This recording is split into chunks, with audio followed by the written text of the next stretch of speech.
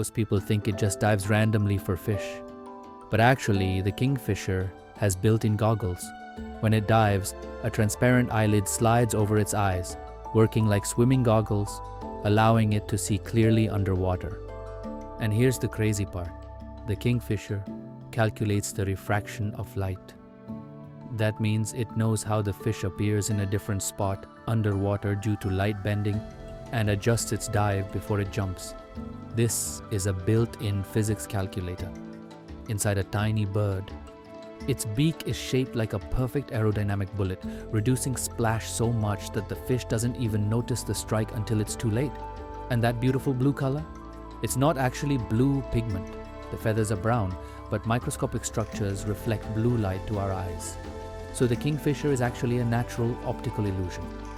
Small bird, silent hunter. A perfect example of how nature designs better than engineers.